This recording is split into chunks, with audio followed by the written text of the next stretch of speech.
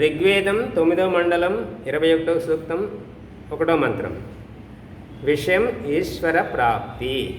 ఈశ్వర ప్రాప్తి ఎలా కలుగుతుందనే విషయంతో ఓం ఏతే ధావంతీందవః సోమా ఇంద్రాయ గ్రీష్వయః మత్సరాసస్వర్విదః.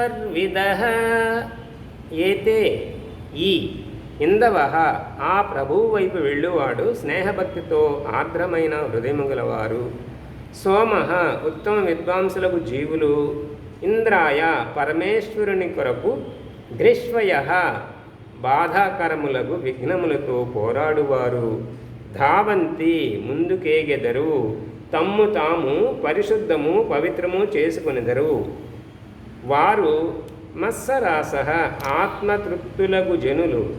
స్వర్విద ప్రకాశ స్వరూపుడగు పరమేశ్వర జ్ఞానమును పొందెదరు. ఇది పదార్థము, దాని భావార్థము. ఇతర ప్రాణుల పట్ల స్నేహ సద్భావము, విఘ్నములను ఎదుర్కొను సాహసము. పరమేశ్వరుని భక్తిగల వ్యక్తులు పరిశుద్ధాంతఃకరణులై పరమేశ్వరుని కృపాపాత్రులగుదురు. ఇది దీని భావార్థము. ఇక్కడ విషయం ఏంటంటే, ఎలాంటి వాళ్ళు ఈశ్వరుని పొందుతారు, ఈశ్వర ప్రాప్తికి, ఈశ్వరుని కరుణ దయకు పాత్రులు అవుతారు అనేది ఇందులో వచ్చింది.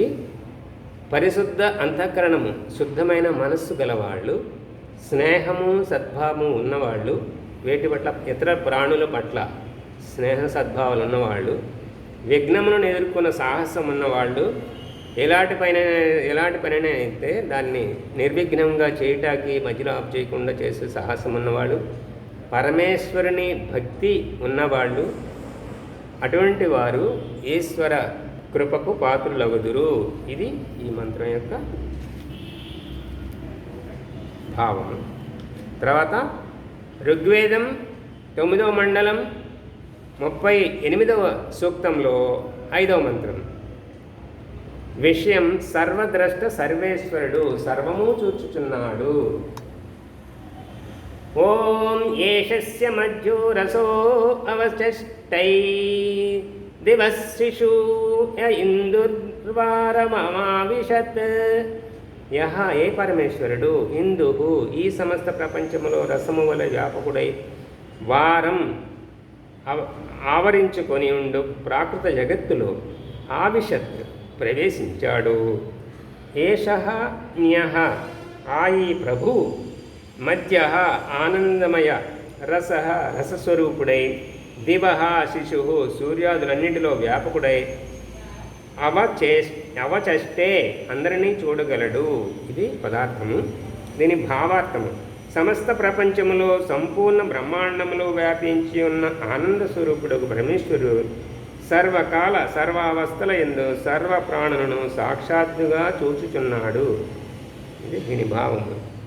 ఈ విషయం అంటే పరమాత్మ సర్వవ్యాపకుడు, సర్వాంతర్యామి, సర్వసాక్షి, అంతటా ఉన్నాడు, అన్నిటినీ చూచున్నాడు, అన్నిటినీ గ్రహించున్నాడు, అన్నిటినీ వింటున్నాడు అనే భావము కలవాళ్ళు చాటుగా కూడా రహస్యంగా కూడా చెడు పని చేయడానికి అవకాశం లేదు. కనుక పరమాత్మ అంతటా ఉన్నాడు, సర్వదష్ట, అన్నిటినీ చూస్తున్నాడు, నేను చేసే తప్పులను కూడా గ్రహిస్తున్నాడని తెలుసుకున్నప్పుడు ఆ విశ్వాసం సంపూర్ణంగా ఉన్నప్పుడు చెడు పనులు చెడు ఆలోచన చేయడానికి అవకాశం లేదు. ఇది మంత్రం యొక్క భాగము. ఓ